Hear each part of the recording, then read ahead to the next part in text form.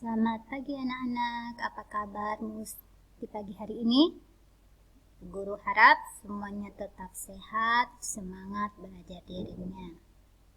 Sebelum kita memulai pembelajaran pada pagi hari ini, terlebih dahulu kita berdoa ya, atas nama Bapa, Putra, dan Roh Kudus. Amin. Bapa kami yang ada di surga, dimuliakanlah namamu. Datanglah kerajaan-Mu, jadilah kehendak-Mu di atas bumi seperti di dalam surga. Berilah kami rezeki pada hari ini dan ampunilah kesalahan kami, seperti kami pun mengampuni yang bersalah kepada kami. Dan janganlah masukkan kami ke dalam pencobaan, tetapi bebaskanlah kami dari yang jahat. Amin. Atas nama Bapa, Putra, dan Roh Kudus. Amin. Nah, pada pagi hari ini kita mempelajari subtema yang ke-6. Terakhir ya, dari subtema 1. Nah, kita lihat materi apa saja yang kita bahas dalam pembelajaran yang ke-6 ini. Yuk kita lihat sama-sama. Yang pertama adalah pelajaran PPKN dengan materi sila ketiga Pancasila. Lambang sila ketiga adalah pohon beringin. Sila ketiga berbunyi Persatuan Indonesia. Contoh sikap yang mencerminkan sila ketiga ialah 1. Saling berbagi dan menolong. 2. Menciptakan kerukunan. 3. Menjaga persatuan dalam masyarakat. 4. Tidak memaksakan kehendak.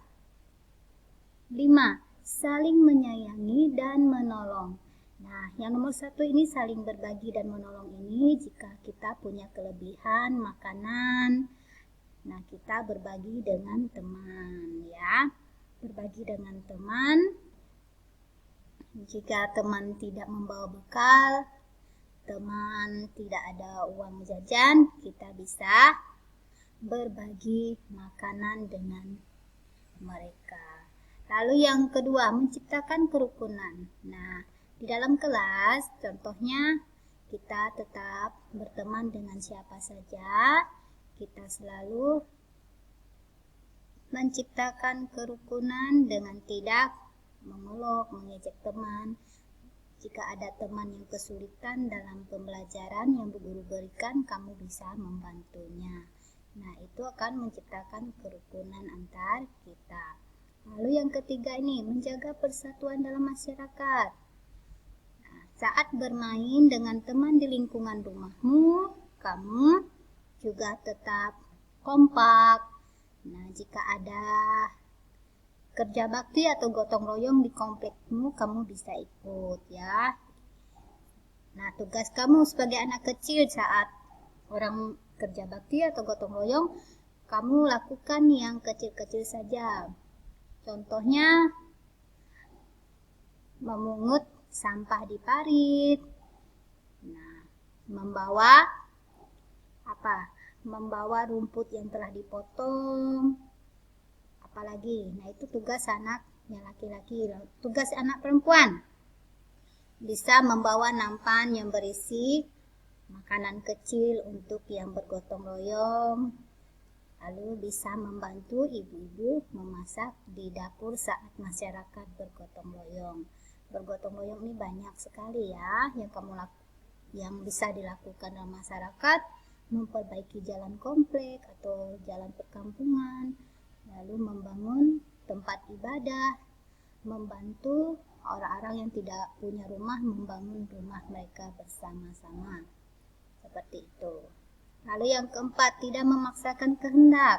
Nah, saat kita bermain dengan teman, kita tidak boleh memaksakan teman untuk ikut bermain dengan kita. Jika dia menolak, maka kita terima, tidak boleh memaksakan. Seperti itu. Lalu yang kelima, saling menyayangi dan menolong. Saat teman kita mempunyai kesulitan, kita bantu dia.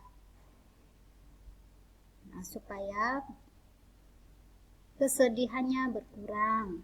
Saat kita menolong ini, tolonglah hal-hal yang ringan saja bagi anak-anak. Contohnya, meminjamkan pensil kamu, meminjamkan penghapus kalau dia tidak punya. Nah, jika dia tidak paham dengan pelajaran yang bu guru berikan, kamu juga bisa membantunya dengan menjelaskannya. Seperti itu ya.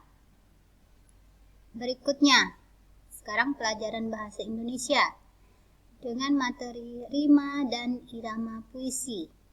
Rima dan irama biasa terdapat di dalam puisi. Irama adalah pergantian tinggi rendah, panjang, pendek, dan keras. Lembut ucapan bunyi.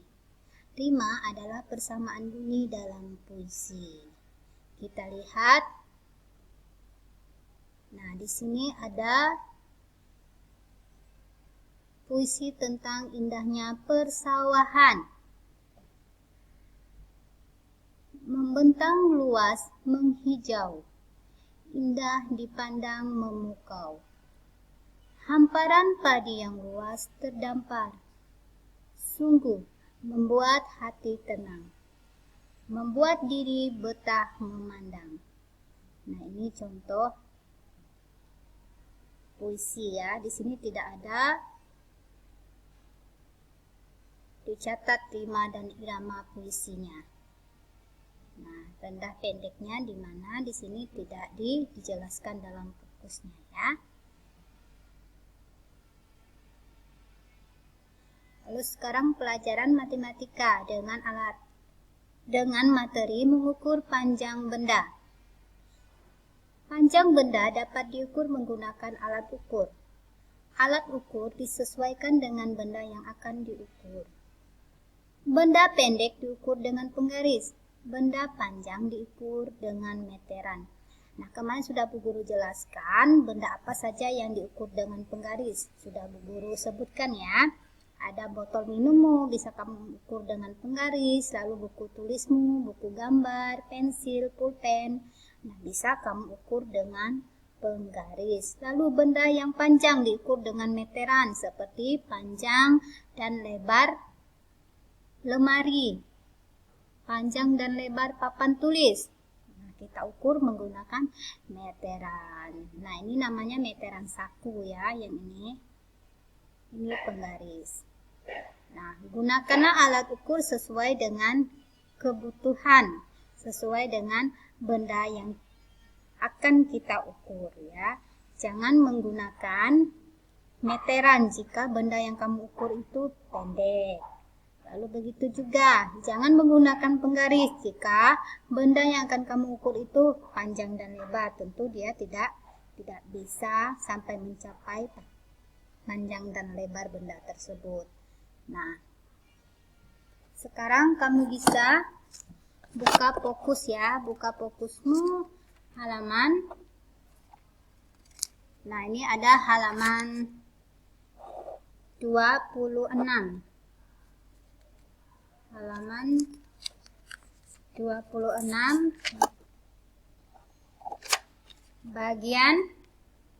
bagian bawah ya, ABC, lalu 27.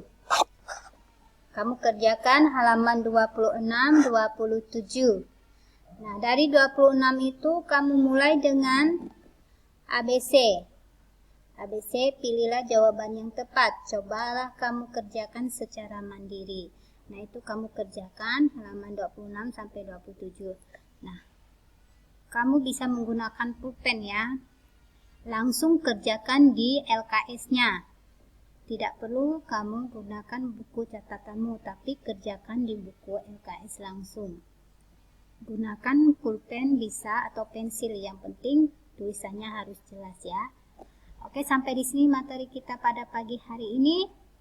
Sebelum mengakhiri, terlebih dahulu kita berdoa. Atas nama Bapa, Putra, dan Roh Kudus. Amin. Salam Maria, penuh rahmat Tuhan sertamu.